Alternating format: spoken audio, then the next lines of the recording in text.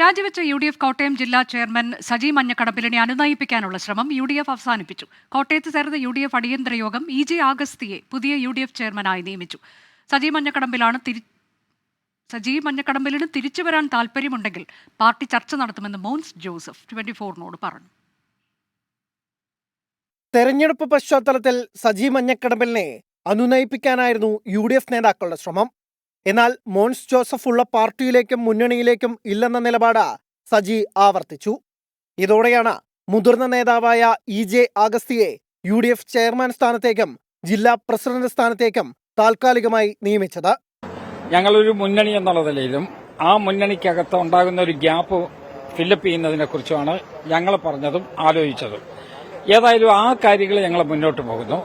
സജിക്ക് മടങ്ങിവരാൻ താൽപ്പര്യമുണ്ടെങ്കിൽ ചർച്ചയാകാമെന്ന നിലപാടാണ് കേരള കോൺഗ്രസിന്റേത്. തെരഞ്ഞെടുപ്പ് ഘട്ടത്തിൽ പ്രതിസന്ധിയിലാക്കിയത് ഗൌരവത്തോടെയാണ് പാർട്ടി കാണുന്നത്. സജിക്കല്ല, കേരള കോൺഗ്രസ് പാർട്ടിയിൽ ഞങ്ങളുടെ എല്ലാവരെയും ഒന്നിച്ചു നിർത്തി ചേർത്ത് നിർത്തി പോകുന്ന നല്ല സമീപനമാണ് പി ജോസ് എടുത്തിട്ടുള്ളത്. സജിക്ക് എന്തെങ്കിലും വിഷമം ഉണ്ടായിട്ടുണ്ടെങ്കിൽ സജി പാർട്ടി ചർച്ച ചെയ്യണമെന്നുള്ളതാണ് ഞങ്ങൾ പറഞ്ഞത്. അതുപോലെ UDFനുമായി ബന്ധപ്പെട്ടാണ് UDF ചർച്ച ചെയ്യണം. അങ്ങനെയുള്ള കാര്യങ്ങൾക്ക് ഇനിയും അവസരമുണ്ട്.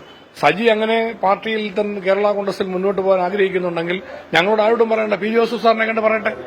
UDFിലുള്ള കാര്യങ്ങൾ UDF നേതൃത്വത്തിൽ പറയട്ടെ. അതേസമയം തീരുമാനത്തിൽ മാറ്റമില്ലെന്നാണ് സജി മഞ്ഞക്കടമ്പിൽ പറയുന്നത്. രാഷ്ട്രീയ നീക്കം കുടുംബവുമായി ആലോചിച്ച് തീരുമാനിക്കും. എടുത്ത തീരുമാനം തീർച്ചയായിട്ടും തെറ്റാണെന്ന് എനിക്ക് തോന്നുന്നില്ല.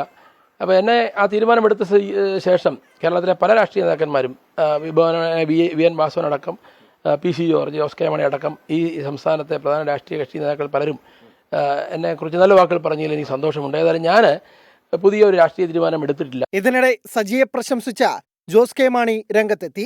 രാഷ്ട്രീയ നിലപാട് വ്യക്തമാക്കിയാൽ ചർച്ചകളാകാമെന്നും ജോസ് കെ മാണി പറഞ്ഞു.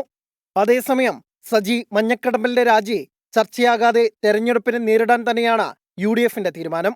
24 കോട്ടയം.